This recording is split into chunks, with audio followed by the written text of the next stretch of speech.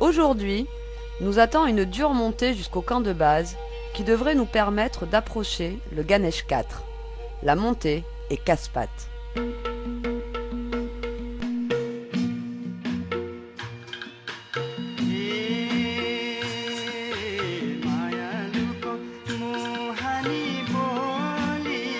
Compte tenu des problèmes techniques rencontrés par les porteurs, nous n'irons pas jusqu'au bout et redescendrons au-dessus d'Indung.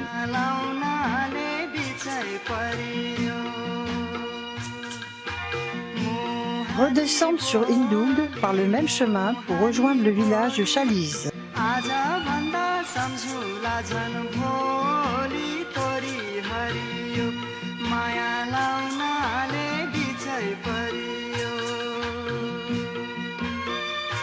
Le Sherpa Puta se met de l'armoise dans les narines pour couper son rhume.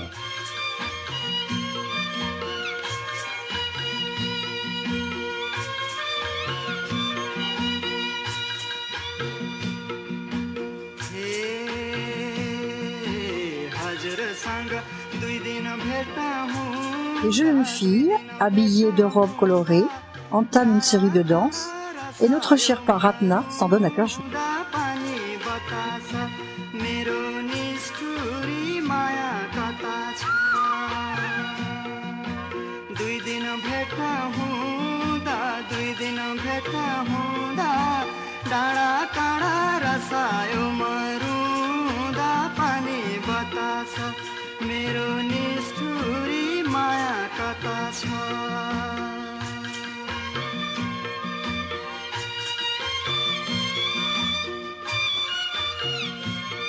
On suit un chemin qui doit nous conduire au col de Pasang Banyang à près de 4000 mètres. Nous passons un pont suspendu à 1600 mètres et nous élevons à flanc de coteau jusqu'au village d'Arangaon.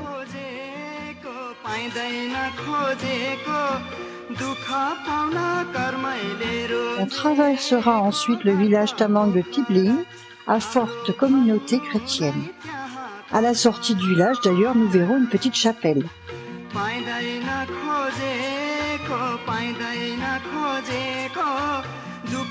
Plus haut, nous sommes arrêtés par des cordons d'enfants qui se tiennent par la main et nous présentent des fleurs. Give us money, we are hungry. Mais l'ambiance est bon enfant et ils nous laissent passer.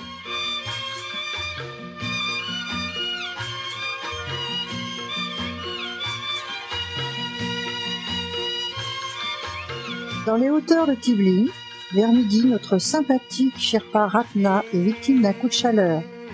De ce fait, nous plantons les tentes pour la nuit.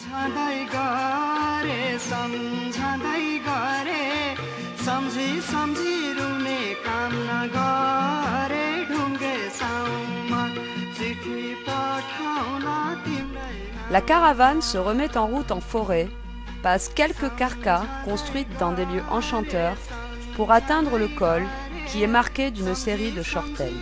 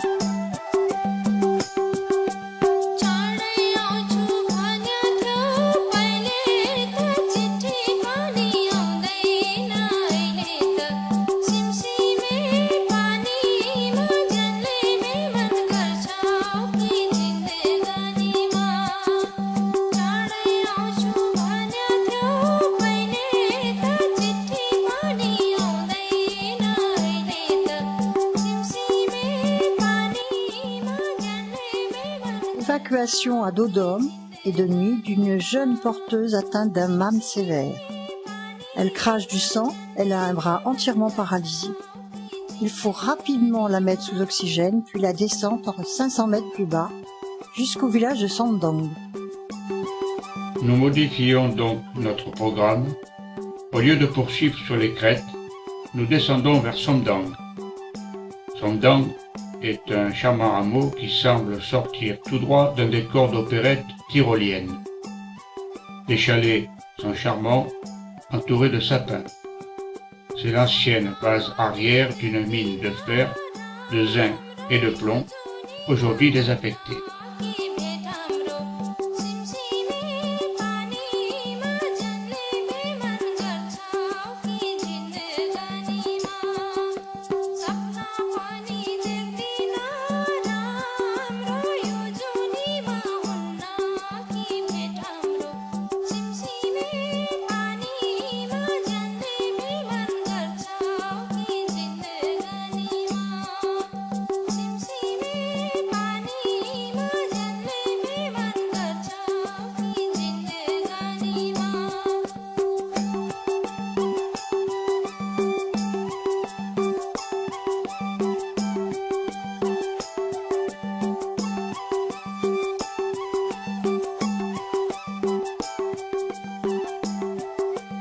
Montez dans le vallée de la Melonkola pour rejoindre la mine de zinc et d'étain de Lari par un sentier pentu.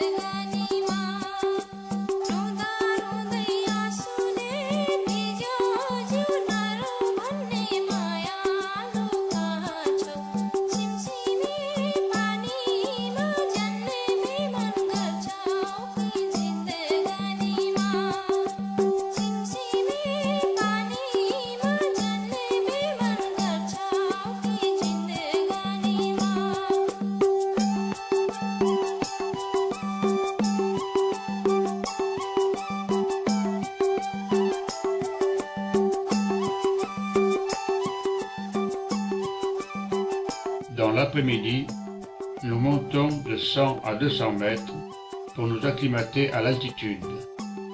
La règle de base veut en effet que l'on ne dorme pas au point le plus haut atteint dans la journée.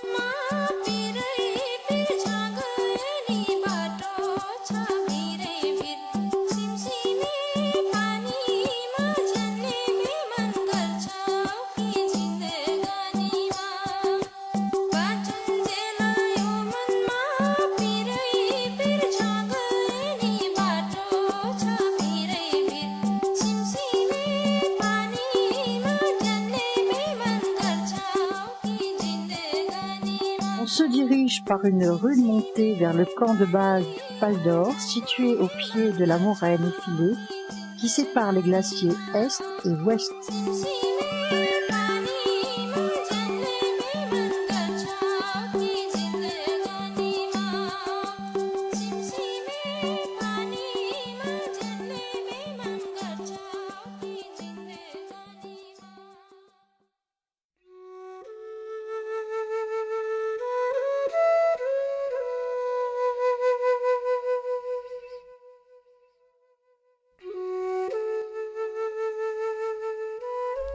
On monte le camp à 4500 mètres et, après le déjeuner, on entame une ascension sur le fil de la moraine jusqu'à 4800 mètres au plus près, raisonnable, des imposants glaciers.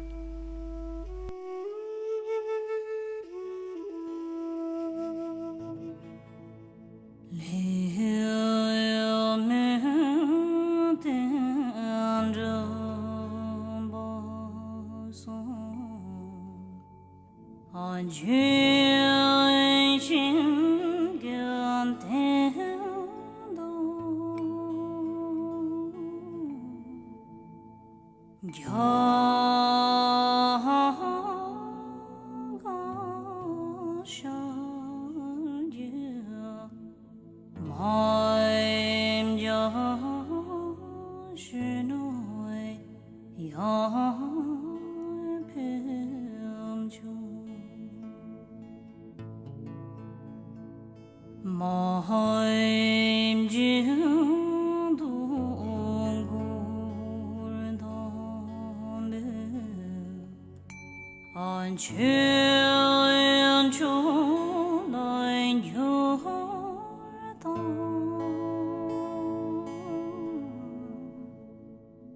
Je